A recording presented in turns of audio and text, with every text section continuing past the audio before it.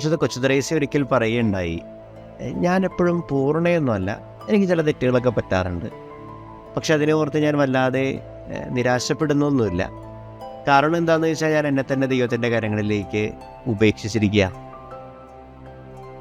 ഇന്നത്തെ സുവിശേഷ ഭാഗം തരുന്ന സാധ്യത ഇത്തരമൊരു കാഴ്ചപ്പാടാണ്. 2 രംഗങ്ങളാണ് അതിനകത്ത് കാണാൻ സാധിക്കുക. ഒന്ന്, കുഞ്ഞുങ്ങളെ ചേർത്ത് പിടിച്ച് സ്നേഹിക്കുകയും അനുഗ്രഹിക്കുകയും സ്വർഗത്തിൻ്റെ സ്വന്തമാണെന്നൊക്കെ പറയുന്നൊരു ഈശോ.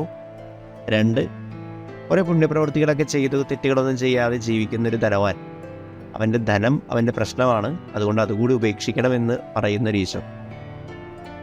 കൊച്ചുത്രേസ്യയുടെ ആ ഒരു ആത്മീയത പരിശോധിക്കുക മനസ്സിലാവുന്ന കാര്യമുണ്ട്. ജീവിതത്തിൽ ചെയ്തു പോയ തെറ്റുകളെ ഓർത്ത് നിരാശപ്പെടുകയല്ല വേണ്ടത്, ദൈവത്തിൽ ആശ്രയിക്കുകയാണ് വേണ്ടത്. ഇന്നത്തെ സുവിശേഷ ഭാഗം തരുന്ന അതാണ്.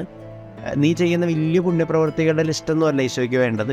നീ കുഞ്ഞുങ്ങളെപ്പോലെ, ശിശുക്കളെപ്പോലെ ദൈവത്തിൽ ആശ്രയിക്കുന്നുണ്ടോ എന്നുള്ളതാണ് ഈശോയ്ക്ക് വേണ്ടത്. നമ്മുടെ ജീവിതത്തിൽ നിന്ന് ദൈവം ആവശ്യപ്പെടുന്നത് പുണ്യങ്ങളുടെ ലിസ്റ്റല്ല, തെറ്റുകളെക്കുറിച്ചുള്ള നിരാശയുമല്ല, മറിച്ച് ദൈവത്തിൽ ആശ്രയിക്കുന്ന ഒരു ആശ്രയ മനോഭാവമാണ്. ആ ഒരു മനോഭാവം നമുക്ക് എല്ലാവർക്കും ഉണ്ടാവട്ടെ.